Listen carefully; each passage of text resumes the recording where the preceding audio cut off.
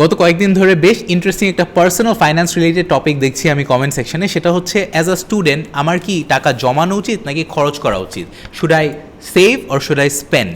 এটা একটা বেশ interesting topic and main stream বা কমন যে কনভেনশনাল অ্যাডভাইসটা থাকে, মুরব্বীরাও যেটা বলে থাকে সেটা হচ্ছে সবসময় টাকা জমানো উচিত, কেন সামনে ভবিষ্যতে এটা আরও বেশি কাজে লাগতে পারে। আমার অ্যাডভাইসটা একটু ভিন্ন ইন দ্য সেন্স দ্যাট আমি মনে করছি কিছু কিছু কেসে you should spend money while you are young. কী কী কেসে অ্যান্ড পুরো ব্যাখ্যাটা আমার বিলিফের জন্য, যেটা একটু ডিফারেন্ট ফ্রম কনভেনশনাল থট, আমি একটু এক্সপ্লেন করি। প্রথমত আমি মনে করি যে কিছু কিছু কেসে you should invest in yourself. নিজের উপর টাকাটা স্পেন্ড করা অত্যন্ত জরুরি বা কার্যকর। ফর এক্সাম্পল, আপনি যদি একটা কোর্স কিনেন, কোর্স হতে পারে for Excel, PowerPoint, coding, graphic designing, এগুলো জিনিস আপনাকে ইমপ্রুভ করবে, আপনার বিভিন্ন দক্ষতা বা স্কিল ডেভেলপ করতে হেল্প করবে, and as a young person, as a student, internship, job opportunity and ফিউচারে ক্যারিয়ারে অনেক হেল্প করবে। এই টাকাটা এখন যেটা স্পেন্ড করছেন এটা মাল্টিপল টাইমস আপনাকে রিটার্ন দিবে ভবিষ্যতে, ওইভাবে যদি বলি। দ্বিতীয়ত, আমি নিজের টুলস কিনতে অনেক পছন্দ করি। টুলস কি? টুলস হতে পারে যে আপনার কাজকে হেল্প করবে এমন জিনিস। আপনি যদি ফটোগ্রাফার হন, ক্যামেরা এক্সাম্পল। আমি পার্সোনালি ক্লাস 8-9 থাকতে আমি একটা ম্যাকবুক প্রো কিনি, প্রায় 1.5 লাখ টাকা আমার খরচ হয় এটা কিনতে।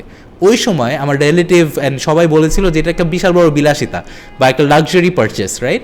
বাট থিং ইজ, আমি ওই ল্যাপটপটা দিয়ে বছরের পর বছর অনেক ফ্রিল্যান্সিং কাজ, চাকরির কাজ, অনেক টাকা কামানোর মতো কাজ করেছি ওই ল্যাপটপ দিয়ে। So it was a very good investment if you think about monetary return. ওই 1.5 লাখ টাকা থেকে আমি মেনি টাইমস ব্যাক পেয়েছি জাস্ট ওই ল্যাপটপটা দিয়ে কাজ করে।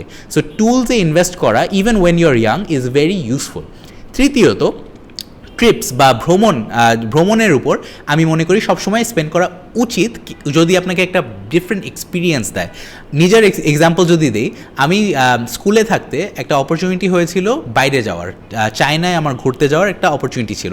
নিজেরই ফ্লাইটস অ্যান্ড অনেক কিছু স্পন্সর করতে হয়েছিল, নিজের টাকা দিয়ে যেতে হয়েছিল, বাট আমি এটা করি, আমার পুরো সেভিংস চলে গিয়েছিল, বাট আমি করেছিলাম। অ্যান্ড এর কারণে পৃথিবী নিয়ে আমার কিছু অ্যাজাম্পশন বা অনেক কিছু বিলিফ আমার চেঞ্জ হয়ে গিয়েছিল, আমার অনেক এক্সপিরিয়েন্স পেয়েছিলাম নিজে নিজে বিদেশ ঘুরে। সো ওইটা একটা খুব ভালো ট্রিপ ছিল। অ্যান্ড আমি মনে করি যে বা কম বয়সে এরকম ট্রিপ বা ওয়ার্ল্ডকে এক্সপ্লোর করার অপরচুনিটি সবসময় নিয়ে নেওয়া উচিত। লাস্ট একটা কথা বলবো, সেটা হচ্ছে মার্জিনাল হ্যাপিনেস।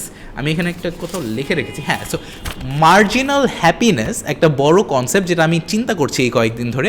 সেটা হচ্ছে, আমি যে এক্সাম্পলটা বললাম, ছোটোবেলায় আমি একটা ম্যাকবুক প্রো কিনেছিলাম 1.5 লাখ টাকা দিয়ে। ওই সময় আমাকে এত হ্যাপিনেস এনেছিল, অ্যান্ড ওইটা কেনার পরে আমি অনেক পুরো 1-2 সপ্তাহ জাস্ট ওইটা নিয়ে গোতাগুতি করতাম, নতুন নতুন জিনিস শিখেছিলাম, অনেক কিছু করেছিলাম।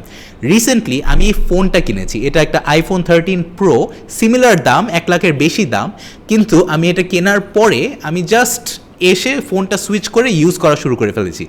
আমি বলতে চাচ্ছি, আমি যে হ্যাপিনেসটা পেয়েছিলাম ছোটো বয়সে ওই ম্যাকবুকটা কিনে, সেটার ধারে কাছেও না আমি এখন ফোন সিমিলার অ্যামাউন্ট, বাট ওই ফোনটা কিনে এক ধারে কাছেও আমার হ্যাপিনেসটা না।